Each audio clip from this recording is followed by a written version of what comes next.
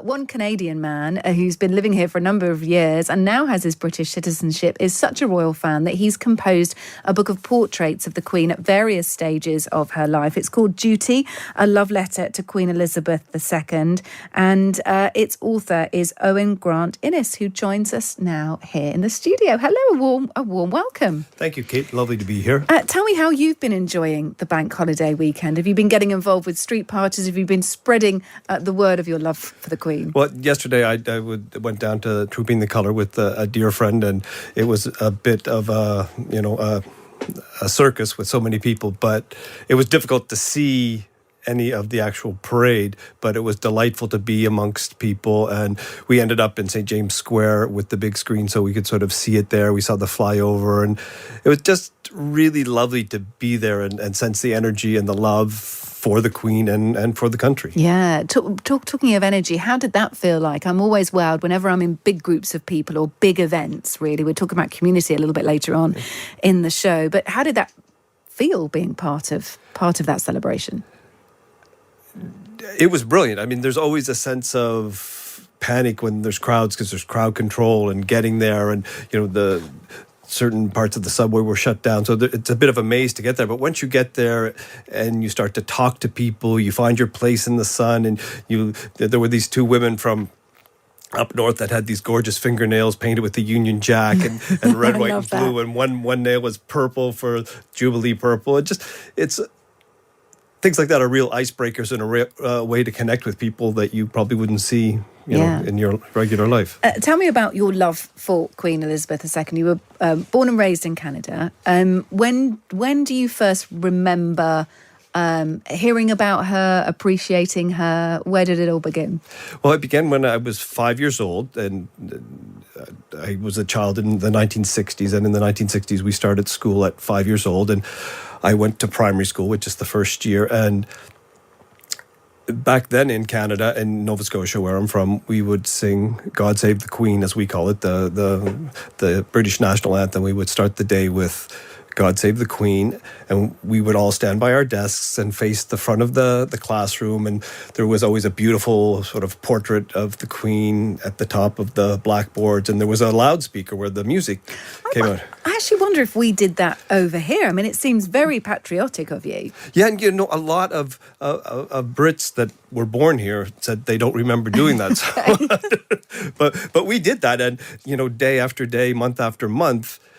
As a young child, I began to build this relationship with this woman, and I understood that, this woman connected me to a broader sense of the world, this vast commonwealth, this sense of history. And, back in the day, there were always, big maps on the side of the blackboard. So it was all these images that just sort of, as a child, taught me that this woman sort of unifies me with a bigger world. And as I say in the book, part of my journey was I was a young queer kid, a young gay kid, hadn't quite figured out who I was. So there was a sense of isolation and a certain degree of loneliness. And there was a kind of solace that the Queen brought me because I felt that I did have a place to belong. That's so interesting. But I would never really guess that. I mean, I guess if you're singing to the Queen every morning and the picture of her is up in your classroom, then she sort of takes on this sort of mystical role, I suppose. Did you think about who she was? Did you imagine who she might be to you? I mean, how sort of far did the journey? Well, I think it was as a child of the Commonwealth, she connected me to the history of my people. My ancestors would have been Scottish economic immigrants that left during the Highland clearances and came to Nova Scotia. And so those people came with a fierce sense of pride of where they came from, and we kept it for generations. So I grew up in a time where things British were considered, were held in a certain view of reverence. So the Queen, as the Queen of England, the head of state for us, just connected all these dots. And I think that's how she made sense of the world for me. And that sort of reverence, I suppose, has continued for you, hasn't it? But in a positive way, in a way that you not idolize her, but you respect her thoroughly, so much so to have written a book called Duty about her, and you've taken images of the Queen and you've pulled out quotes and moments from her 70 years as our monarch. Tell us about the images. So these are digitized images, are they? Yeah, so I'm a painter. I work mainly in, sort of real gooey paints. But with this project, I went digital because it worked for the process of making a book. And during lockdown, it was a kind of medium I could work with. And, it was mobile and it worked for this project. But so, yeah, all the images in the book are digital, but they were born out of a, traditional painting. Yeah. And was there a particular motivation to want to make a book about the Queen? It's one thing being a big fan of her and looking up to her, but it's quite another having a book published. Yeah, and her. I think what it is, again, this sort of coincided with the process of taking my life in the UK test and studying for the test to become a British citizen. And so there was very much a sense of identity and nationhood in my head when I was coming to this. And so I returned to the Queen as a subject in my work just to sort of figure things out. And I evolved my style to a place I was happy with. And that sort of was the genesis of the book. But again, I just, I don't think fan is the right word. I think that the Queen, through who she is and as head of state, she represents all of us and sort of the best of who we can be. And I think that's how I relate to her. How would you describe your relationship with her? Not that there's I've used the word fan, which I realise isn't entirely correct. Yeah. How would you describe how you feel for the Queen or what you are in terms of the Queen?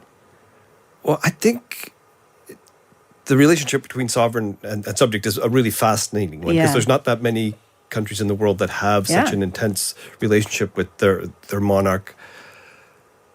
And how would you describe yourself? I mean, how would you say? I guess I have an enormous affection and respect for what she has done, and I think her sense of duty and commitment to all of us is aspirational. I respect and admire her commitment and what she has given, and I think it's enormously admirable. And on this weekend especially, we're realizing 70 years. I mean, how many people have given 70 years or 70 years plus of their life to, to the service of others? I'm going to put you down as a great admirer of the Queen. I agree with that. If I'm to pocket you in some way. Take me through a couple of your favourite images then. So we've got quotes here as well, and our listeners may recognise them, but take me through a couple that you're particularly fond of. Well, I like the one where I have her at home with two corgis. She just sort of seated with her two corgis. And I think there's something, when we see the Queen with her pets, with her animals, there's a kind of, that's, I think, for a long time, it was a way that we could see a human connection with her, because her role is obviously very formal and she can't speak her mind, or she can't really express her personal feelings because of, as monarch, that's sort of restricted for her. So I think seeing her with her animals, me as a dog lover myself, that is a real connection. And one that is really, really poignant for me is the one that is around 1997 and the death of Diana. And I think just because of my age, my generation, the loss of Diana had such enormous global impact. There was so much sadness and so much confusion and so much misunderstanding. But when the Queen came to us and she said, "What I say to you now, I say as your Queen and as a grandmother." And in that speech, I think she just, connected with us all on such a true and honest level that she helped us understand a world event. And she has done that over and over and over again in her life. not in a big showy way, but just in a way that simply brings us back to the point. Yeah, if you want to understand more about what was going on for the Queen during Diana's death and the period of mourning, we're speaking to the Queen's former press secretary. He left before Diana's death, but he was able to give us a bit of insight into it. That's our midnight interview coming up a little later on the show. Charles Anson joins us. And I've picked out the picture that you mentioned about the Queen with her corgis, Susan and Whiskey. And you've got some great facts as well as quotes here. On her 18th birthday, her mother and father gave Elizabeth her first corgi, which she named Susan. The Queen has had more than 30 dogs, of which many were descendants of Susan. Wonderful stuff. It's a great book, and it's a great coffee table book as well, because you can pick it up and just have a flick through and, of course, take inspiration from those quotes as well. How is the Queen considered in Canada now? I'm not sure that they play the national anthem at the beginning of the school day anymore, do they? No. We like all countries, Canada has changed and has many more cultural influences than it did, 50 years ago. But I think what I've discovered in the journey of making this book and, sort of reaching out through social media in different ways is I've reconnected with a lot of people from my childhood, and it's been.